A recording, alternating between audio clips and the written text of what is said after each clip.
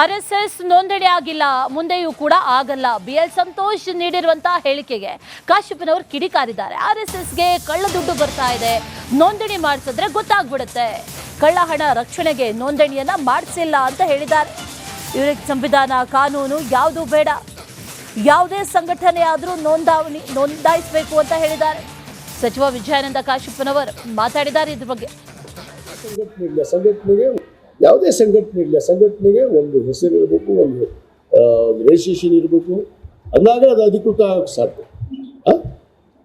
ಇವರು ದೇಶಾದ್ಯಂತ ಇವತ್ತು ಏನು ವಿದೇಶಿ ಅನುದಾನ ಏನು ಬರ್ತಾ ಇತ್ತು ನಮ್ಮ ದೇಶಕ್ಕೆ, ಕೆಲವಷ್ಟು ಸಂಘಟನೆಗಳಿಗೆ ಅನುದಾನವನ್ನು ಬಂದ್ ಮಾಡೋದಕ್ಕೆ ಉದ್ದೇಶಪೂರ್ವಕವಾಗಿ ಒಂದು ಬಿಲ್ ಪಾಸ್ ಮಾಡುತ್ತೆ ಕೇಳಿಸಕ್ಕಾಗಲ್ಲ. ಮತ್ತು ಇವ್ರಿಗೆ ಬರುವಂಥ ದುಡ್ಡು RSSಕ್ಕೆ ಅದು ತೋರಿಸ್ಬೇಕಾಗತ್ತಲ್ಲ. ಈಗ ರಿಜಿಸ್ಟ್ರೇಷನ್ ಮಾಡಿದ್ರೆ ಕಳ್ಳ ದುಡ್ಡು ಬರುತ್ತೆ ಇವರಿಗೆ. ಮತ್ತೆ ಇಷ್ಟು ದುಡ್ಡು ಎಲ್ಲಿಂದ ಬಂತು ಇವರಿಗೆ? ಭಾರತೀಯ ಜನತಾ ಪಕ್ಷದವರಿಗೆ ಇಷ್ಟೊಂದು ಎಸ್ಟಾಬ್ಲಿಷ್ ಆಗಕ್ಕೆ ಕೇವಲ 12 ವರ್ಷ. ನಾವು 70 ವರ್ಷ ಸ್ವಾತಂತ್ರ್ಯ ಪೂರ್ವದಲ್ಲೇ ನಮ್ಮ ಪಕ್ಷ ಈ ಸ್ವಾತಂತ್ರ್ಯಕ್ಕಾಗಿ ಹೋರಾಟ ಮಾಡುವಂಥ ಪಕ್ಷ. ನಾವು ನಮ್ಮ ಪರಿಸ್ಥಿತಿ ನೋಡ್ರಿ, ಭಾರತೀಯ ಜನತಾ ಪಕ್ಷದವರ ಪರಿಸ್ಥಿತಿ ನೋಡ್ರಿ ಹೇಗಿದ್ದಾರೆ. ಯಾಕೆ ಇಷ್ಟೊಂದು ಜೂರೆ ಗತಿಯಲ್ಲಿ ಇವರು ಅಷ್ಟೊಂದು ಇದು ತಮ್ಮ ಅಕೌಂಟಲ್ಲಿ ನೀವು RSS ತನಿಖೆ ಮಾಡಬೇಕು, ED ಕಳಿಸ್ಬೇಕು, CBI ಕಳಿಸ್ಬೇಕು. BJPಯಲ್ಲಿ ಎಷ್ಟು ಅನುದಾನ ಇದೆ ಅವ್ರ ಪಕ್ಷದಲ್ಲಿ, ಹೆಂಗ್ ಬಂತು? ಇದೇ ಮುಚ್ಚಾಕಂತ ಕೆಲಸ. RSSದಲ್ಲೂ ಇಷ್ಟೇ ಯಾವುದೇ ಹಣೆ ಮಾಡಿದೆ, ಅದು ತೋರಿಸೋದಕ್ಕೆ ಇದು ರಿಜಿಸ್ಟ್ರೇಷನ್ ಬೇಡ. ಯಾವುದೇ ಸಂಘಟನೆ ಇಲ್ಲ, ಸಂಘಟನೆಗೆ ಒಂದು ಹೆಸರು ಇರಬೇಕು, ಒಂದು ಆರ್ಎಸ್ಎಸ್ ನೋಂದಣಿ ಆಗಿಲ್ಲ, ಮುಂದೆಯೂ ಕೂಡ ಆಗಲ್ಲ. ಬಿಎಲ್ ಸಂತೋಷ್ ನೀಡಿರುವಂತಹ ಹೇಳಿಕೆಗೆ ಕಾಶ್ಯಪ್ನವರು ಕಿಡಿಕಾರಿದ್ದಾರೆ. ಆರ್ಎಸ್ಎಸ್ಗೆ ಕಳ್ಳ ದುಡ್ಡು ಬರ್ತಾ ಇದೆ, ನೋಂದಣಿ ಮಾಡಿಸಿದ್ರೆ ಗೊತ್ತಾಗ್ಬಿಡುತ್ತೆ.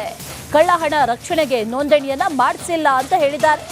ಇವರಿಗೆ ಸಂವಿಧಾನ ಕಾನೂನು ಯಾವುದು ಬೇಡ, ಯಾವುದೇ ಸಂಘಟನೆ ಆದರೂ ನೋಂದಾಯಿಸಬೇಕು ಅಂತ ಹೇಳಿದ್ದಾರೆ.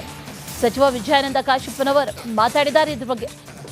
ಸಂಘಟನೆ ಇಲ್ಲ, ಸಂಘಟನೆಗೆ ಯಾವುದೇ ಸಂಘಟನೆ ಇಲ್ಲ, ಸಂಘಟನೆಗೆ ಒಂದು ಹೆಸರು ಇರಬೇಕು, ಒಂದು ರಿಜಿಸ್ಟ್ರೇಷನ್ ಇರಬೇಕು, ಅಂದಾಗ ಅದು ಅಧಿಕೃತ ಆಗಕ್ಕೆ ಸಾಧ್ಯ. ಇವರು ದೇಶಾದ್ಯಂತ ಇವತ್ತು ಏನು ವಿದೇಶಿ ಅನುದಾನ ಏನು ಬರ್ತಾ ಇತ್ತು ನಮ್ಮ ದೇಶಕ್ಕೆ, ಕೆಲವಷ್ಟು ಸಂಘಟನೆಗಳಿಗೆ ಅನುದಾನವನ್ನು ಬಂದ್ ಮಾಡೋದಕ್ಕೆ ಉದ್ದೇಶಪೂರ್ವಕವಾಗಿ ಒಂದು ಬಿಲ್ ಪಾಸ್ ಮಾಡುತ್ತೆ ಕೇಳಿಸಕ್ಕಾಗಲ್ಲ. ಮತ್ತು ಇವ್ರಿಗೆ ಬರುವಂಥ ದುಡ್ಡು RSSಕ್ಕೆ ಅದು ತೋರಿಸ್ಬೇಕಾಗತ್ತಲ್ಲ. ಈಗ ರಿಜಿಸ್ಟ್ರೇಷನ್ ಮಾಡಿದ್ರೆ ಕಳ್ಳ ದುಡ್ಡು ಬರುತ್ತೆ ಇವರಿಗೆ. ಮತ್ತೆ ಇಷ್ಟು ದುಡ್ಡು ಎಲ್ಲಿಂದ ಬಂತು ಇವರಿಗೆ? ಭಾರತೀಯ ಜನತಾ ಪಕ್ಷದವರಿಗೆ ಇಷ್ಟೊಂದು ಎಸ್ಟಾಬ್ಲಿಷ್ ಆಗಕ್ಕೆ ಕೇವಲ 12 ವರ್ಷ. ನಾವು 70 ವರ್ಷ ಸ್ವಾತಂತ್ರ್ಯ ಪೂರ್ವದಲ್ಲೇ ನಮ್ಮ ಪಕ್ಷ ಈ ಸ್ವಾತಂತ್ರ್ಯಕ್ಕಾಗಿ ಹೋರಾಟ ಮಾಡುವಂಥ ಪಕ್ಷ.